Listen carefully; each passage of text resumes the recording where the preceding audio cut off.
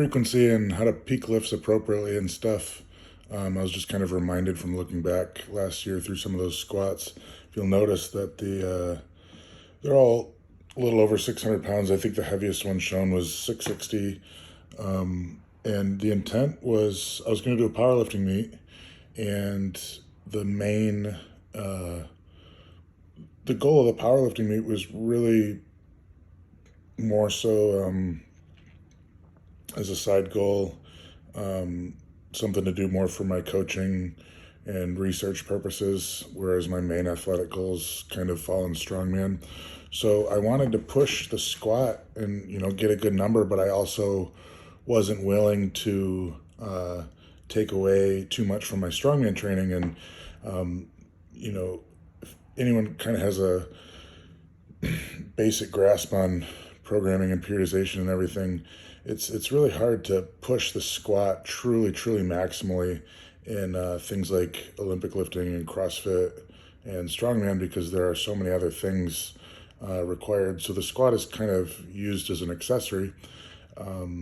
And so the way that Ben and I designed my squat training so that we could put up a good number was to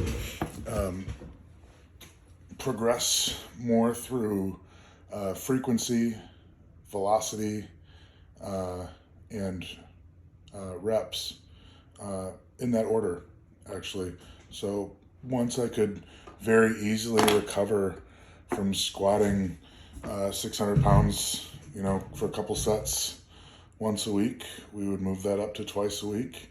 You would notice the velocity of both on average would go down, but then that would pretty quickly come back up as I was adapting and recovering from that. And so we really kind of really pushed that base as far as we could, because if you're pushing it in that way, it can be really conducive to strongman, especially in the long term of things.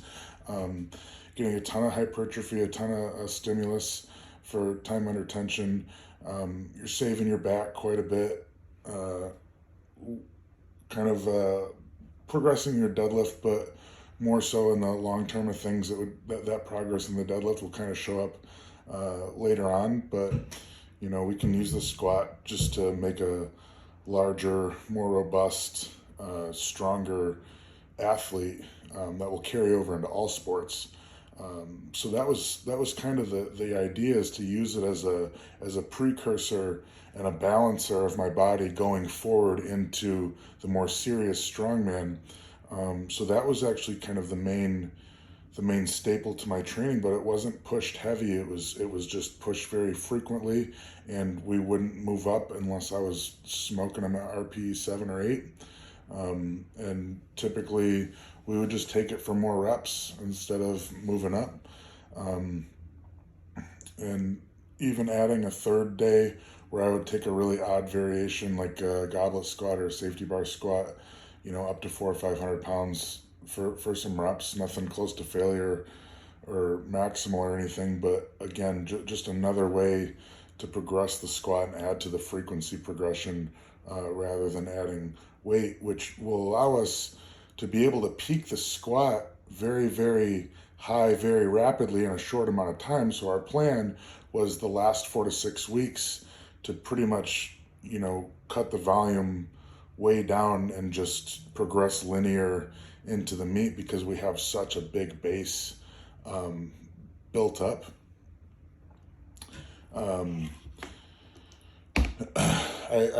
I call this method make your 85s your 75s, because really what you're trying to do is you're taking a number that's 85%, a little under, a little over, right around there, and you're trying to move it and recover from it and hit the same volume on it as your current 75%.